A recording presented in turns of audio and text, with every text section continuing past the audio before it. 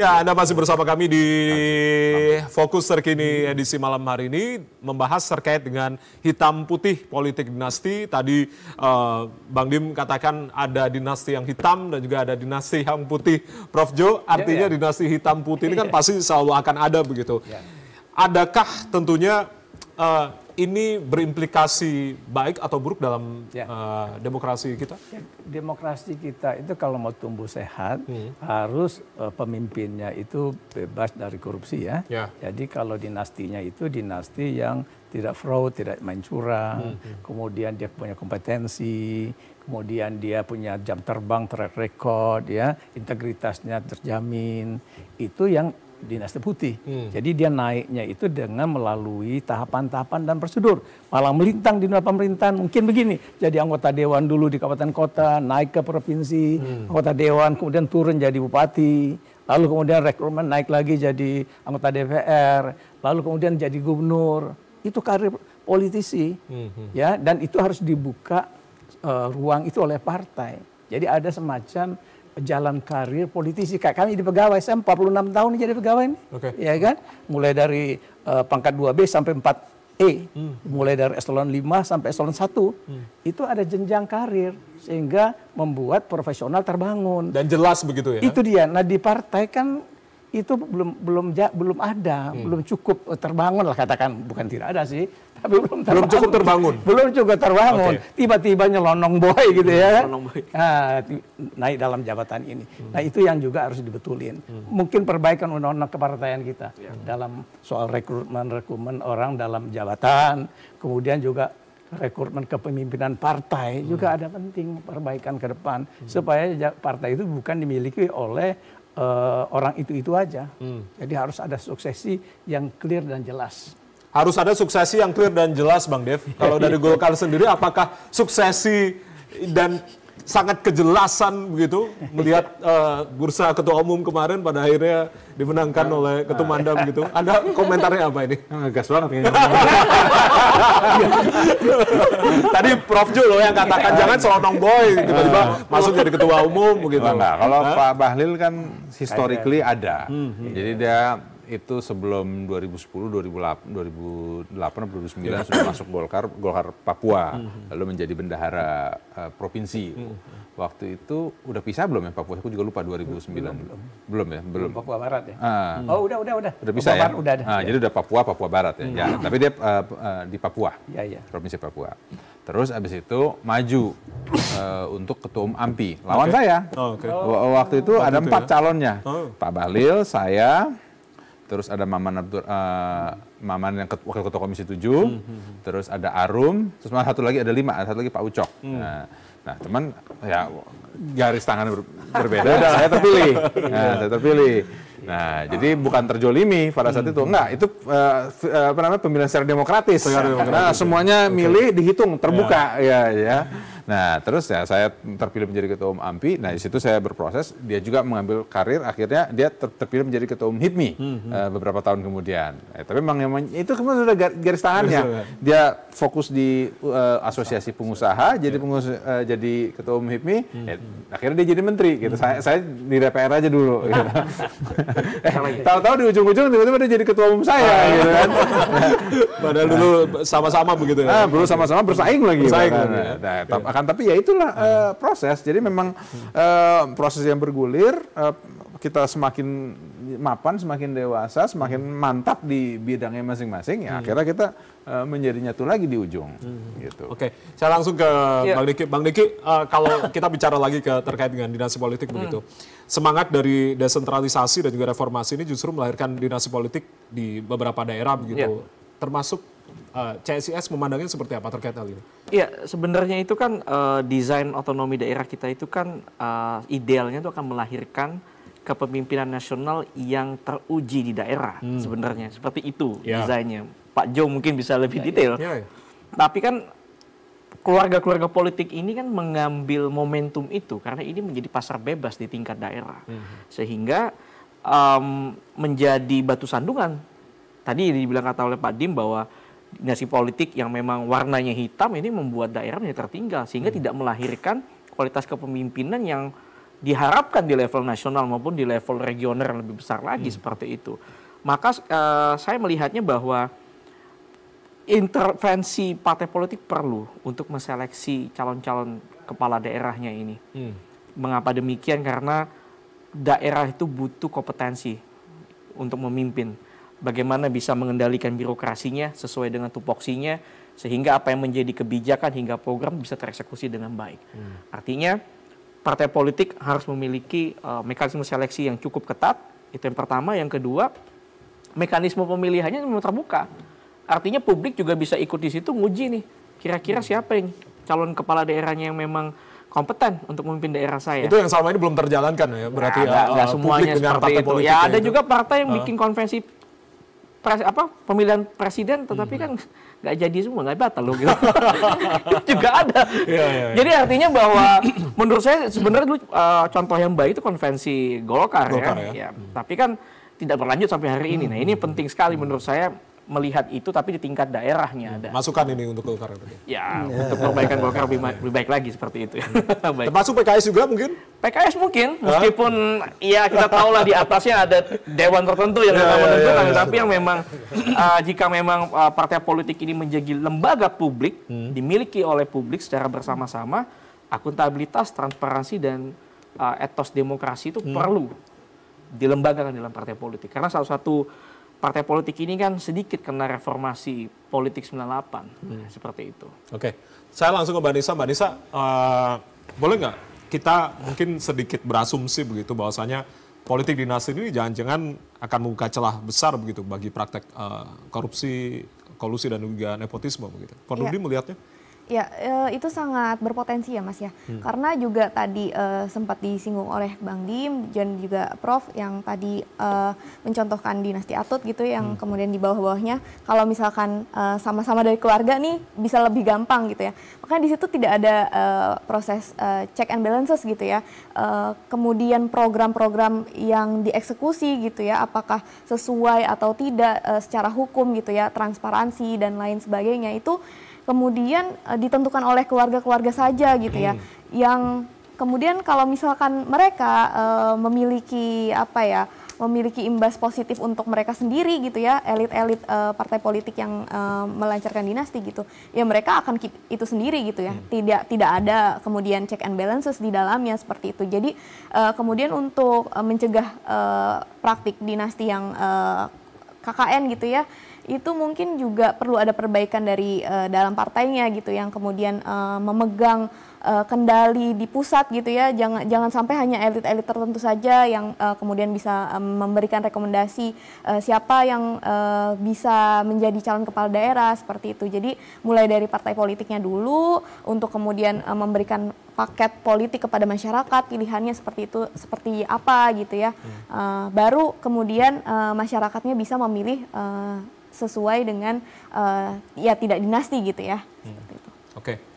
Kalau dari PKS sendiri, Bang Dim, tadi apa yang sudah disebutkan sebenarnya berawal dari partai politiknya sendiri nih, mengusung, mencalonkan, tapi ternyata pindah ke Kim Plus nih. Kalau contohnya Jakarta kemarin begitu. Sehingga pada akhirnya kan banyak juga aspirasi masyarakat yang mungkin akan mendukung paslon yang sudah diusung sebelumnya dengan internal PKS sendiri, pada akhirnya kecewa juga begitu. Apa yang kemudian menjadi pertimbangan ini? Jadi sebetulnya masuk Kim Plus itu benar itu. Benar. Jadi begini ya, coba deh dilihat intervalnya.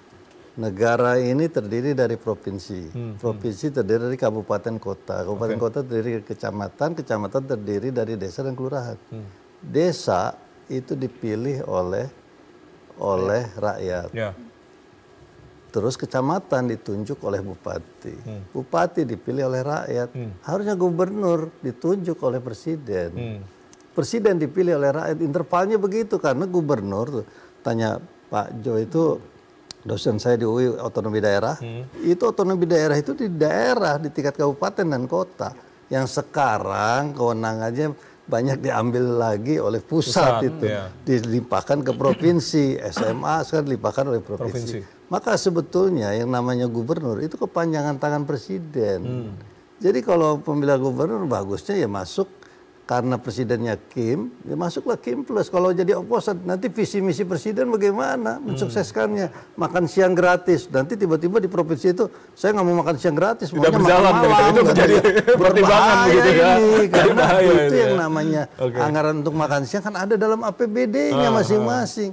Maka dengan sendirinya yang jadi gubernur itu ya orang kepanjangan tangan dari presiden yang terpilih nanti begitu. Maka otonomi daerah itu harus di situ. Atau mau dibalik boleh saja.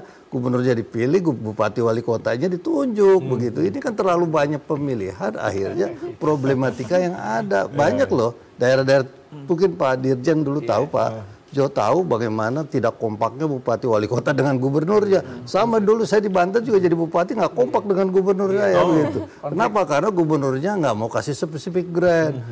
Dananya dikelola sendiri saja, dimakan sendiri saja, diatur sendiri saja, proyek-proyeknya dibanyak-banyakin. Akhirnya kesejahteraan rakyat tidak ada, kurang. Makanya yang namanya kita ingin membangun, contoh saja di Banten itu menjadi Banten maju, tujuannya apa? Menjadikan rakyat masyarakat pintar. Pendidikan berarti gratis kan dong, jangan dimahalin begitu loh. Dari tingkatan wajar Dikdas dari 9 tahun menjadi 12 tahun, jadikan 16 tahun biar sarjana juga gratis.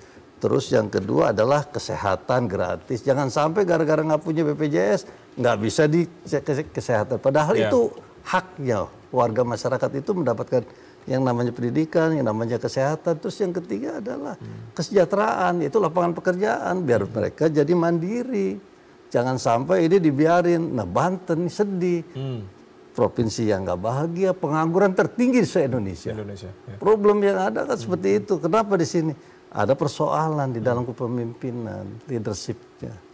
Maka oleh sebab itu pilihlah tadi orang-orang yang betul-betul berkualitas. Pertama adalah yang putih, yang bersih, dinasti putih tadi bebas dari korupsi. Kalau kolusi nepotisme itu susah katanya. Wah dia kepanjangan tangan ini, tapi kalau dia bersih, putih. Kalau dikasih pilihan yang pas begitu, yang tapi rakyat masyarakat kan kadang-kadang nggak melihat itu nih. Kenapa? Karena treatment apa gimana, Bang? Beda cerita ya kalau putihnya karena treatment. Mancungnya di instan dong berarti ya. Putih jadi itu banyak. Apalagi kalau pemimpinnya bersolek melulu. Wah bahaya itu. Ini sama. Kalau mandi nggak apa-apa kan, Bang? Kalau rajin mandi nggak apa-apa kan? Kalau rajin mandi. Ini ada kaitannya dengan apa nih kalau rajin mandi? Katanya. Oh, oke. Bersih wangi ya? Bersih wangi. Waduh. Putih. Oke. Udah nyebar kemana-mana. Prof, komentar apa ini tadi sudah disampaikan oleh Bang Dim? Saya kira ini poin kita yang paling penting ini kan Pilkada 2024 nih. Itu akan memilih 545 kepala daerah. Jadi ada bupati, ada wali kota, ada gubernur. Secara serentak nasional, 27 November. Nah, kita tentu rakyat berharap agar pemimpin pemerintahan daerah yang terpilih betul-betul adalah orang yang memiliki integritas tuh. Kalau bisa memang nggak masuk kelompok dinasti hitam tadi. Nah, kalau dinasti hitam nggak bisa. Dinasti putih dalam pengertian dia punya pengalaman, dia tidak korup, ya. Itu silakan pasar bebas demokrasi. Itu pun juga tergantung rakyat, ya. Nah, ini yang penting menjadi pembelajaran bagi kita, sehingga partai-partai politik juga diharapkan dalam rekrutmennya terbuka. Ya, ada uji publik tadi, sehingga dengan demikian calon yang disodorkan ke masyarakat itu betul-betul yang memang memenuhi kriteria yang diharapkan masyarakat.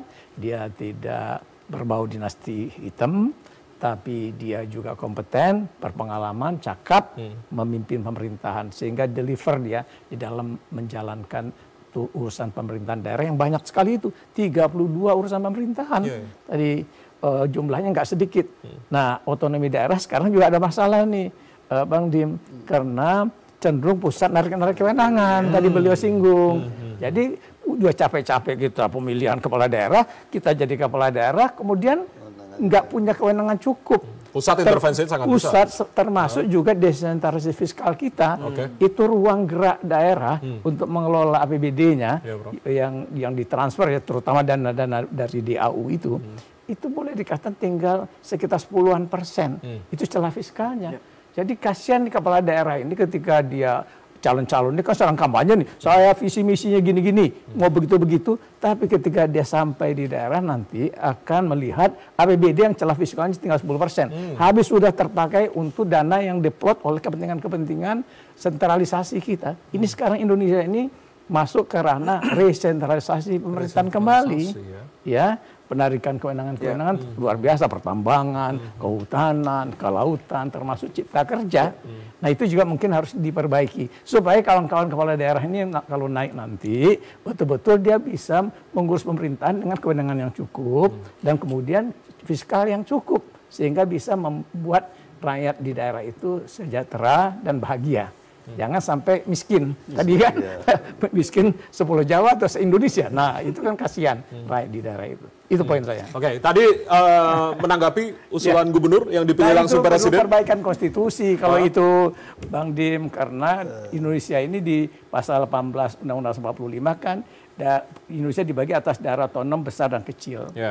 Jadi provinsi yang besar, kabupaten kota yang kecil. Jadi kalau kita mau pemilihan sementara diikat tuh gubernur di konstitusi kita harus dipilih oleh rakyat ya secara demokratis bupati wali kota. Jadi itu memang memakan waktu, harus ada perubahan konstitusi kalau kita mau mengubah pola pilkadanya. Jadi menurut saya nggak usah terlalu jauh seperti itu. Lebih baik biar aja daerah otonom 2 level, tapi pengawasan pusat ini yang harus dilakukan dan pembinaan kepada daerah. Pusat jangan cepat-cepat tarik kewenangan. Bina dulu, perkuat daerah. Beri dia fiskal yang memadai. Jangan pajak yang dikasih, pajak yang nggak ada dagingnya. Yang daging-daging empuk-empuk diambil oleh Jakarta, oleh pemerintah pusat. Ya pajaknya. Nah itu contohnya. Jadi oleh karena itu dengan demikian ketika kita pilkada hasilnya nanti daerah itu yang kepala daerah naik itu betul-betul punya wewenang memadai, kemudian fiskalnya oke, lalu program visi dan misinya jalan dan sinkronisasi tadi yang penting juga antara pusat dan daerah. Jadi jangan sampai konflik antara bupati wali kota dengan gubernur, kemudian gubernur dengan presidennya. Nah itu juga harus dijaga dengan cara membangun relasi yang serasi dan harmonis. Oke, sinkronisasi sangat penting begitu tadi dikatakan oleh Prof Jo, Bang Dev. Itu artinya mengapa Kim Plus sama-sama memborong begitu dalam pilkada serentak 2024 ini terhadap pasangan di masing-masing provinsi apalagi begitu? Iya kan sekarang terbukti, jadi nggak semuanya itu sama. Jadi kadang-kadang kayak di daerah sesama Kim juga maju, kan misalnya di Banten, gitu kan, sesama Kim juga maju. Terus juga di daerah-daerah lain juga ada seperti itu. Jadi ya memang secara demokrasi itu tidak tertutup, akan jalan terus kan. Tapi yang penting kan hasil akhirnya. Jadi bahwa tetap satu komando, bahwa arahan dan visi misi presiden itu dapat terimplementasi, terrealisasi lah ya, di masing-masing tingkatan dan masyarakat benar-benar bisa menikmati dan target-target pemerintah ya baik pusat ataupun daerah jangka pendek jangka panjang itu tercapai. Oke, menambahkan sedikit Bang Dim?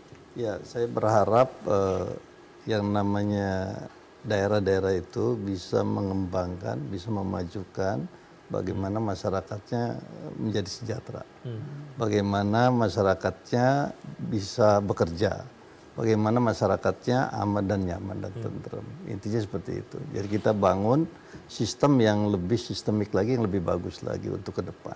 Sebetulnya itu harapannya.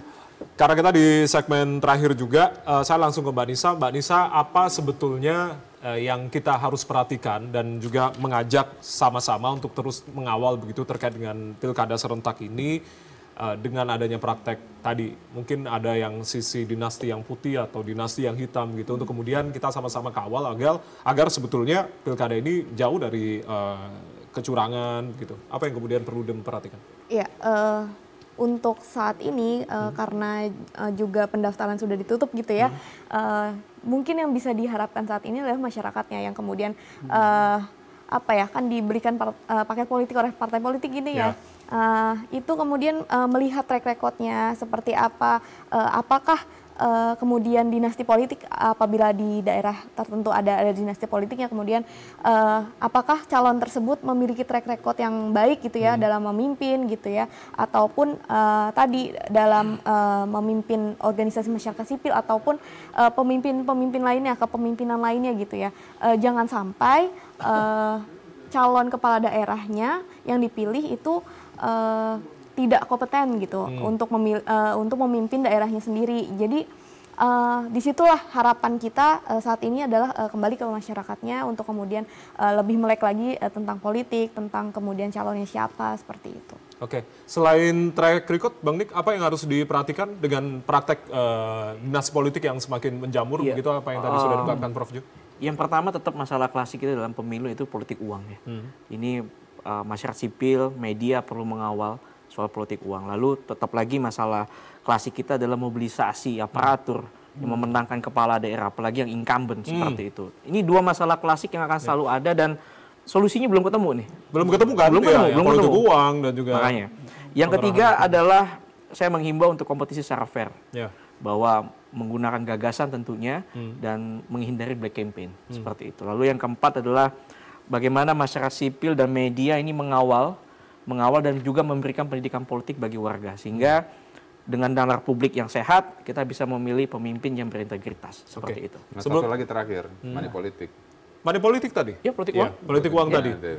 Komitmen dari partai politik seperti apa, Bang Dev? Untuk money politik dan juga terkait dengan pengerahan ASN? Nah, namanya money politik itu salah satu sumber daripada korupsi yang berlarut-larut di Republik ini. Kenapa? Karena untuk menjadi pejabat harus spend money uang, ya kan? Kalau mau terus berharap baliknya dari mana? Dari gaji? Nggak mungkin, ya kan? Kampanye untuk cetak baliho segala macam aja ya sudah bisa berapa miliar. Itu belum pengerahan massa, belum untuk kegiatan, untuk sosialisasi. Nah, terus belum lagi kalau di akhir mesti pakai uang es juga. Ya.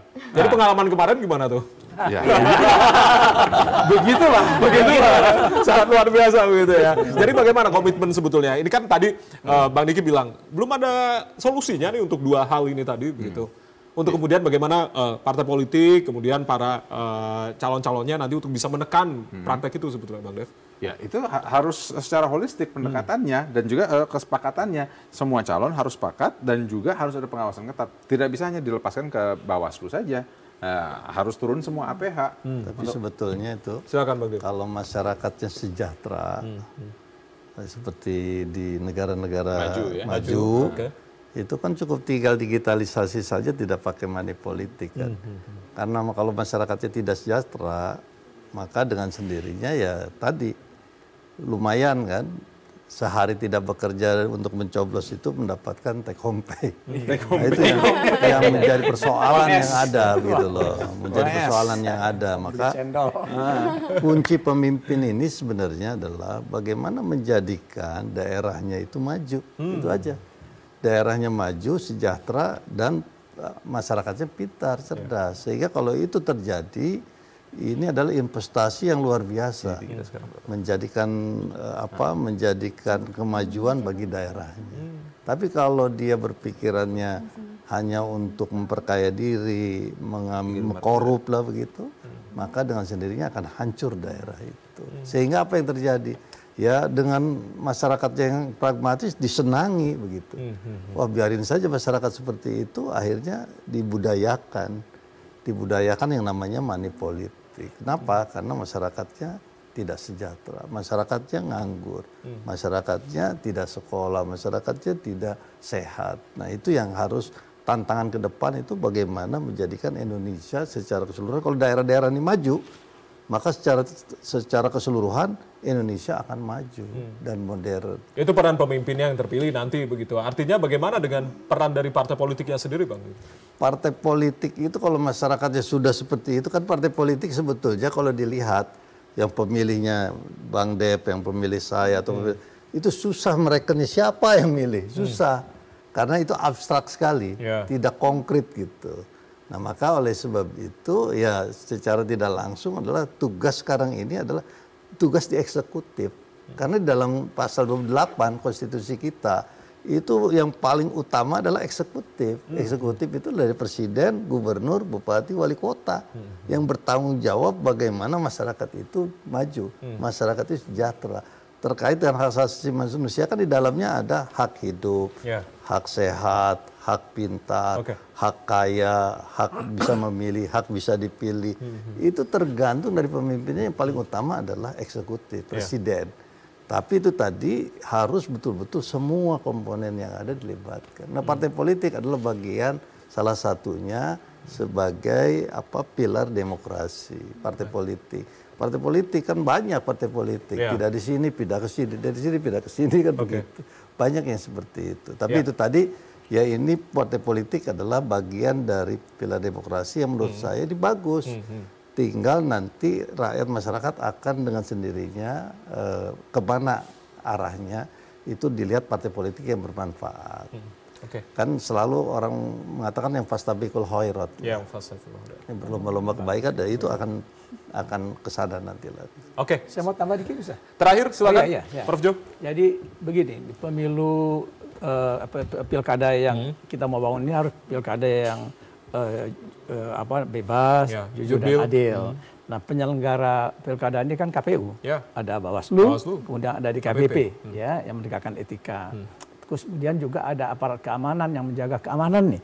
Jadi kita belum pengalaman nih mengelola pilkada serentak nasional. Pengamanannya juga harus penting harus diperhatikan supaya jangan sampai terjadi kekacauan lah ya di daerah-daerah dalam pilkada, jangan sampai dibakar suara-suaranya, kotak suaranya, KPU-nya. Nah, yang juga penting adalah penyelenggaranya itu, pelaksanaan pemilu kita itu harus profesional, ya harus adil dan menjalankan tugasnya sesuai dengan amanah undang-undang. Nah, salah satu yang paling penting juga sekarang ini kan ada gerakan di masyarakat yang semacam golput ya melawan berbagai macam kebijakan-kebijakan yang dalam pencalonan ini. Nah, itu juga mungkin harus pay attention nih si KPU-nya melakukan pendidikan. Bagaimana kalau lawan kotak kosong nanti? Ya, apakah bagaimana gerakan golput ini dalam kotak kosong?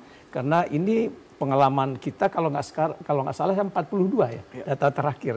Itu kemungkinan calon tunggal. Nah, itu akan berhadapan dengan surat suara yang sebelahnya itu kosong, ya kan? Nah, itu bagaimana pendidikan kepada mereka oleh penyelenggara pemilu, itu juga penting. Nah, yang terakhir, saran saya adalah teman-teman politisi yang jadi petahana, tolong jangan politisasi ASN. Jadi ASN ini biarkan aja dia memilih sesuai hati nuraninya, ya kan? Jangan sampai ada pemaksaan, ya, karena itu pemaksaan itu sebetulnya pelanggaran hukum undang-undang pilkada. Kalau ada pemaksaan untuk memilih misalnya oleh kepala daerah, itu bisa pidana. Jadi harus membuka ruang seluas-luasnya untuk menjaga kita semua ya, menjaga pilkada yang serentak pertama ini nasional bebas, jujur dan adil. Ya. Kita sama-sama sepakat untuk sama-sama mengawal begitu agar pilkada serentak ini berlangsung dengan luber jurdil. Terima kasih sudah bergabung bersama kami, Mbak Nisa, Bang Dev, terima kasih, Bang Dim, terima kasih, Prof. terima kasih, Bang Diki, terima kasih sudah bergabung malam hari ini. Dan saudara, demikianlah fokus terkini edisi malam hari ini. Saya Ardianto Wijaya mewakili teman-teman yang bertugas mengucapkan terima kasih atas kebersamaan Anda. Tetap saksikan TVRI Media Pemersatu Bangsa. Selamat malam, sampai jumpa.